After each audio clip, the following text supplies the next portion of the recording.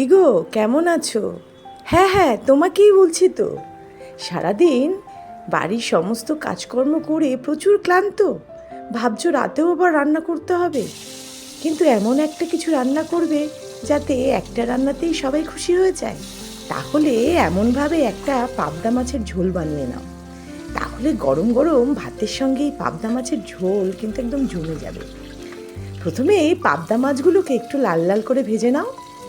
তারপরে মাছগুলো যখন ভাজা হয়ে যাবে তখন ওই তেলের মধ্যে দিয়ে দেবো আগে থেকে কেটে রাখা আলু আর ফুলকপি।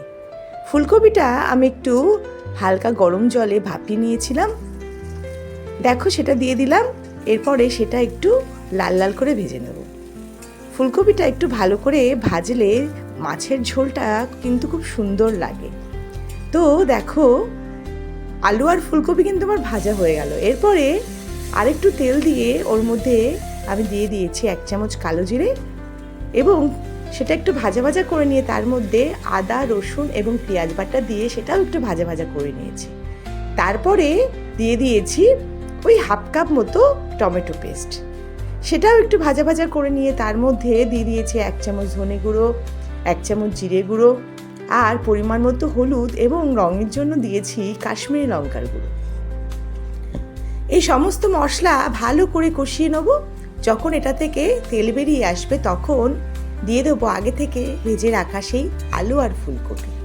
এরপরে মশলা আর ফুলকপি আর আলু একসঙ্গে ভালো করে কষিয়ে নেব। যখন মশলা থেকে তেল ছাড়তে শুরু করবে তখন দিয়ে দেবো পরিমাণ মতো গরম জল। যে যতটা ঝোল রাখতে চাও সেই অনুযায়ী জল দিয়ে দেবে। তো জল দেওয়ার পরে সেটা ভালো করে আমি মিশিয়ে নিচ্ছি। তারপরে দিয়ে দেবো 3টে কাঁচা লঙ্কা। তারপরে ঢাকা দিয়ে এই 3-4 মিনিট রেখে দেবো। যখন আলু আর ফুলকপি ভালো করে সিদ্ধ হয়ে যাবে এবং ঝোলটা অনেকটা ঘন হয়ে আসবে তখন দিয়ে দেবো আগে থেকে ভেজে রাখা পাবদা মাছগুলো। তারপরে ভালো করে যাতে পাবদা মাছগুলোর গায়ে ঝোলটা ভালো করে লেগে যায় সেটা ভালো করে দেখে নেব।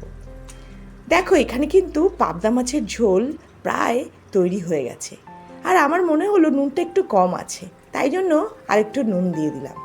তো দেখো মাছের ঝোল কিন্তু একদম রেডি। উপর থেকে ধনেপাতা ছড়িয়ে নামিয়ে নিলেই হয়ে গেল, আর সঙ্গে গরম ভাত নিয়ে বসে পড়ো।